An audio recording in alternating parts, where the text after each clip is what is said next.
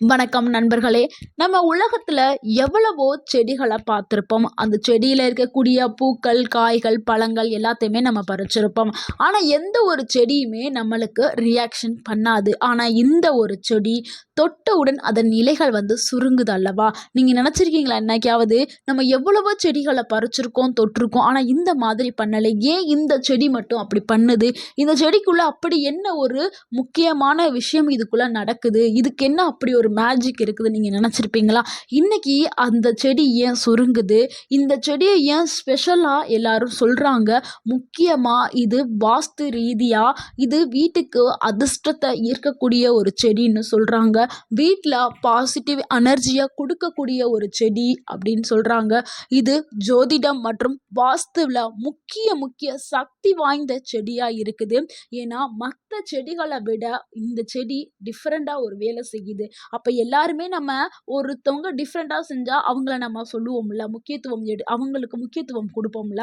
So இதுவும் அதே மாதிரி தான். மற்ற செடிகளை விட இது டிஃப்ரெண்ட்டாக நடக்குது. அப்போ இதுக்குள்ளே ஏதோ ஒரு சக்தி இருக்குது. அந்த சக்தி தான் அந்த செடியை தொட்ட உடனே சுருங்குது. அப்போ இந்த செடி ரொம்ப ரொம்ப சக்தி வாய்ந்த செடி. அதனுடைய காரணங்கள் எல்லாத்தையும் பார்க்கலாம். முதல் நிறைய பேர் என்ன நினைப்பாங்கன்னா, இவங்க ஒரு என்ன சொல்றது, ஆன்மீகம் சொன்ன உடனே இதெல்லாம் ஒரு மூட நம்பிக்கை அப்படின்னு நினைப்பாங்க. இதுக்கான அறிவியல் காரணத்தையும் நம்ம பார்க்க போறோம். ஸோ எல்லாத்தையும் நம்ம பார்க்க போறோம். வீடியோவை இது முக்கியமா ஃபுல்லா பாருங்க. அப்பதான் உங்களுக்கு பயனுள்ளதாக இருக்கும். வீடியோவில் பார்க்க போகிற பகுதிகள் நம்ம பார்த்துடலாம். ஃபஸ்ட்டு தொட்டாச்சினிங்கியுடைய ரகசிய சக்திகளை பார்த்துடலாம். ரெண்டாவது வாஸ்து மற்றும் ஜோதிடத்தில் அதனுடைய முக்கியத்துவம் என்னங்கிறத பார்த்துடலாம்.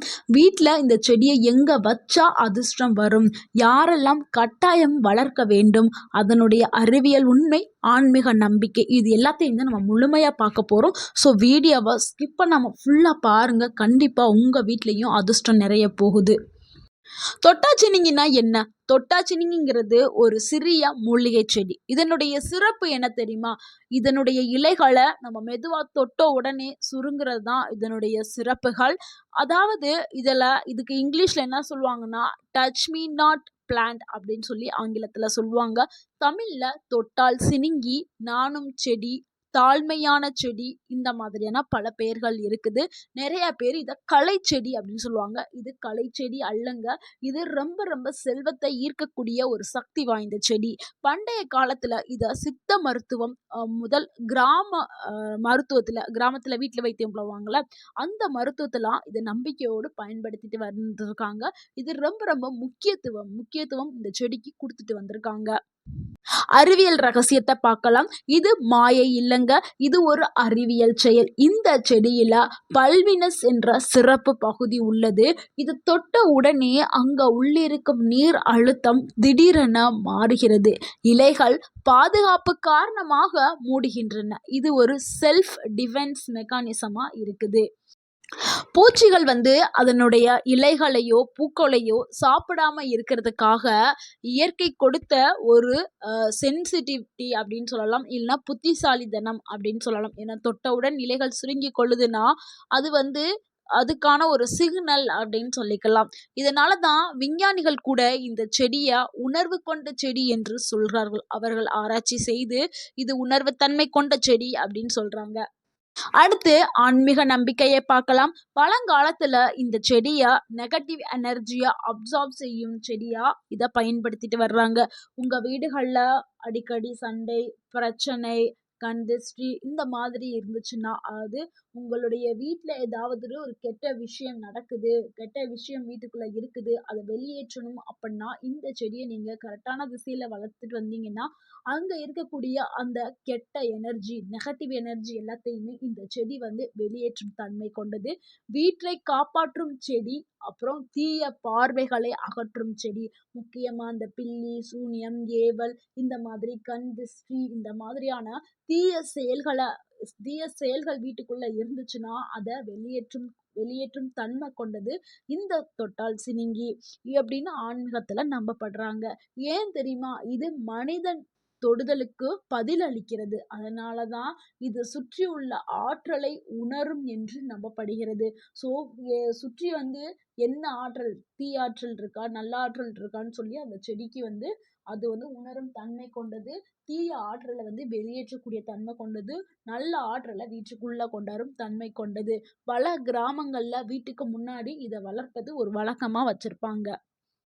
அடுத்து வாஸ்து சாஸ்திரத்தில் இதனுடைய முக்கியத்தை பார்க்கலாம். வாஸ்துப்படி சில செடிகள் வீட்டில் எனர்ஜியை பேலன்ஸ் செய்யும், தொட்டால் சினிங்குமே எதிர்மறை சக்திகளை குறைக்கும், மன அமைதியை தரக்கூடிய செடி, குடும்ப சண்டைகளை குறையும் சொல்லிட்டு நம்பப்படுகிறது. நிறையா வீட்டில் வந்து மாமியார் மருமகள் சண்டை இருக்கும், இல்லைன்னா ஹஸ்பண்ட் அண்ட் ஒய்ஃப் சண்டை இருக்கும், இல்லைன்னா அப்பா பிள்ளைக்கு சண்டை இருக்கும், அம்மா பொண்ணுக்கு சண்டை. இந்த மாதிரி குடும்பங்களில் வந்து ஏதாவது ஒரு சண்டை இருந்துக்கிட்டே இருக்கும். மன அமைதியே இருக்காது அந்த வீட்டில். எப்பொழுதுமே சண்டை, ஏதாவது ஒரு பிரச்சனை வந்துக்கிட்டே இருக்கும். அந்த பிரச்சனை எல்லாத்தையுமே சரி பண்ணுறதுக்கு இந்த ஒரு தொட்டாச்சினிங்கி செடி வந்து யூஸ்ஃபுல்லாக இருக்கும். இது மன அமைதியை தரக்கூடிய செடி.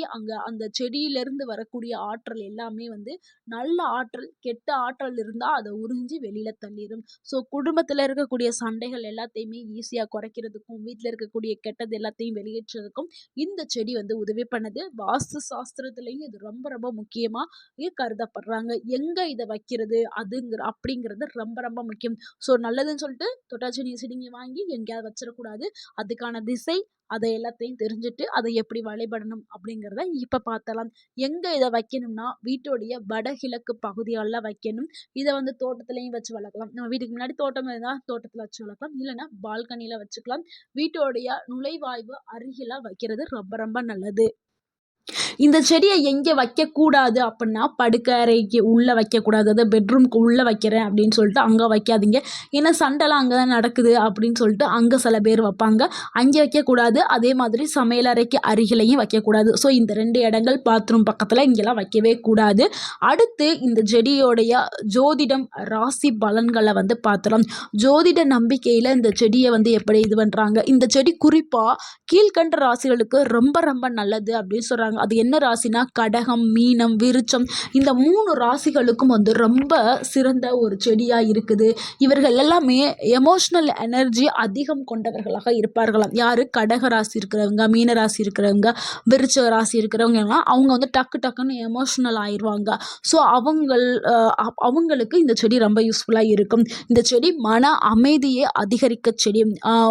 அவங்க டக்குன்னு கோவப்படுவாங்க, ஏதாவது ஒரு சின்னதாக சென்சிட்டிவாக இருந்தாலும் அழுதுருவாங்க, அந்த மாதிரி இருப்பாங்க இந்த 3 ராசிக்காரர்களும். ஸோ இவங்க 3 பேருக்குமே இந்த செடி வந்து ரொம்ப மன அமைதியை கொடுத்து மன அழுத்தத்தில் இருக்கிறவங்களுக்கு அதிலிருந்து விடுபடக்கூடிய ஒரு நல்ல விஷயத்தையும் பண்ணக்கூடியது இந்த செடி. நிறைய பேர் சொல்கிறாங்க இந்த செடியை வளர்த்த பிறகு வந்து தூக்கம் நல்லா வருது, தூக்கமின்மையை வந்து போக்கிருச்சு, மன அழுத்தம் ரொம்ப குறைஞ்சு வீட்டில் அமைதியும் அதிகரிச்சிருச்சு, அதே மாதிரி ஹாஸ்பிட்டலுக்கு போகிற செலவுகளும் ரொம்ப குறைஞ்சிருக்கு அப்படின்னு சொல்லிட்டு அவங்களுடைய அனுபவத்தை நிறைய பேர் வந்து பகிர்வு பண்ணியிருக்காங்க. அடுத்து வீட்டில் எப்படி இந்த செடியை வளர்ப்பது அப்படிங்கிறத பார்க்கலாம். இது ரொம்ப ரொம்ப முக்கியமான பகுதி. ஏன்னா வீட்டில் நல்லா வளர்ந்தாதான் நம்மளுக்கு நல்ல அதிர்ஷ்டம் கிடைக்கும். இது வந்து வளர்க்குறது ரொம்ப ஈஸி தான். இது சின்னதாக ஒரு பாட்டில் வச்சு வளர்த்துக்கலாம். அதிக தண்ணீர் தேவைப்படாது. சூரிய ஒளி லைட்டாக கிடைச்சாலே போதும். மண் கலவை வந்து கார்டன் சாயில் எடுத்துக்கோங்க, தோட்டத்து மண் எடுத்துக்கிறோங்க. அது கூட சில மணல், தோட்டத்து மணல், இயற்கை உரம். வாரத்துக்கு 2 முறை நீங்கள் தண்ணி ஊற்றினாவே போதும், நல்லாவே இது வளர ஆரம்பிச்சிடும். டெய்லி தண்ணி ஊற்ற வேண்டிய அவசியம் கிடையாது. அதே மாதிரி இந்த செடிக்கு வந்து ரொம்ப தண்ணி வந்து தேவைப்படாது. ஸோ ரொம்ப தண்ணி ஊற்றுனீங்கன்னா செடி வந்து இதாயிரும். ஸோ இது வந்து ட்ரை லேண்டில் வளரக்கூடிய, வறட்சி மண்ணில் வளரக்கூடிய செடி தான். ஸோ இதுக்கு வந்து தண்ணி வந்து நீங்கள் வாரத்துக்கு 2 முறை ஊற்றினாவே போதுமானது. அதுவே நல்லா வளர ஆரம்பிச்சிடும். அடுத்து இதனுடைய மருத்துவ குணங்களை பார்த்துடலாம். சித்த மருத்துவத்தில் புண்ணு இருக்குல்ல, புண்ணுக்கு மருந்தாக பயன்படுத்துகிறாங்க. முக்கியமாக தோல் பிரச்சனைகள், அலர்ஜியை குறைக்கிறதுக்கெலாம் பயன்படுத்தப்பட்டு வருவதாக கூறப்படுது. அடுத்து இந்த செடியில் வந்து ஆன்டி இன்ஃப்ளமேட்ரி மற்றும் ஆன்டி ஆக்சிடென்ட் தன்மைகள் இருப்பதாகவும் ஆய்வுகள் வந்து கூறுகிறது. அடுத்து இது யாரெல்லாம் கட்டாயம் வளர்க்க வேண்டும்னா, இந்த செடி மிகவும் பயனுள்ளதாக இருக்கும்னா, மன அழுத்தம் அதிகமாக இருக்கிறவங்க கண்டிப்பாக உங்கள் வீட்டில் இந்த செடியை வளர்த்தே ஆகணும். வீட்டில் அடிக்கடி சண்டை நடக்கிற வீட்டில் கண்டிப்பாக அந்த செடி இருக்கணும். நீங்கள் ஒரு மாதம் வச்சு பாருங்கள். அதுக்கப்புறம் நீங்களே அந்த செடியோடைய மகிமையை நீங்கள் உணர ஆரம்பிப்பீங்க. ஸோ வீட்டில் அமைதி நிலவணும் அப்படின்னா அந்த செடியை வளங்க. அமைதி இல்லாத சூழல் உள்ளவர்கள் நிறைய பேருக்கு வந்து டிப்ரெஷனில் அதாவது மன அழுத்தத்தில் போயிருப்பாங்க. அவங்களும் வளர்த்து பாருங்க. இயற்கை எனர்ஜி மீது நம்பிக்கை வைங்க. கண்டிப்பாக உங்கள் வாழ்க்கையில் நல்ல மாற்றங்கள் ஏற்படும்.